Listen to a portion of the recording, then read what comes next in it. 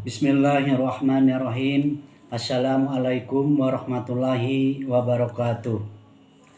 Saya Bapak Dr. Andes Haji Kaharudin, mata pelajaran Pendidikan Agama Islam dan Budi Pekerti, kelas 9. Materi untuk semester ganjil pada tahun ajaran ini: 1. Pengetahuan, 2. Sikap, 3. Keterampilan. Untuk pengetahuan, siswa wajib membaca buku paket dan membaca serta mengisi lembaran kerja siswa atau LKS. Kedua, untuk materi semester ganjil tahun ajaran 2021 ada 7 bab. 1. Iman kepada Allah dan hari akhir, mengukir kepercayaan dengan sifat jujur dan menepati janji. 3. Rasa hormat dan taat kepada orang tua dan guru. 4. Zakat fitrah dan zakat mal. 5. Ibadah haji dan umroh. 6. Kehadiran Islam mendamaikan bumi Nusantara. 7.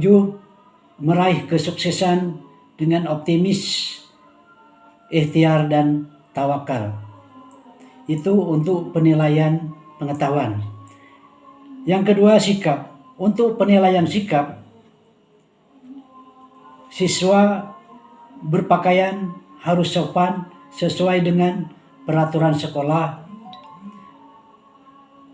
Siswa bertutur kata yang baik terhadap orang tua, guru, dan teman. Siswa hormat dan patuh kepada orang tua dan guru. Rambut harus rapi, tidak dicat warna-warni. Menuruti nasihat orang tua dan guru. Membantu orang tua di rumah sesuai dengan kemampuan yang kalian miliki. Itu untuk penilaian sikap.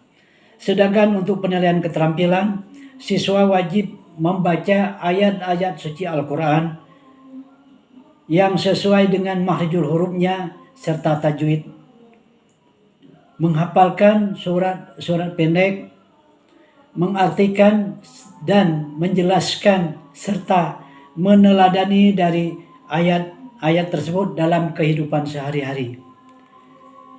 Kalau ada siswa yang kurang paham atau belum mengerti, boleh bertanya kepada Bapak melalui telepon dari jam 8 sampai jam 3 sore. Demikianlah paparan materi untuk semester ganjil kali ini. Bapak tutup dengan doa, Rabbana atina fid dunya hasanah wa fil akhirati hasanah wa qina azabannar.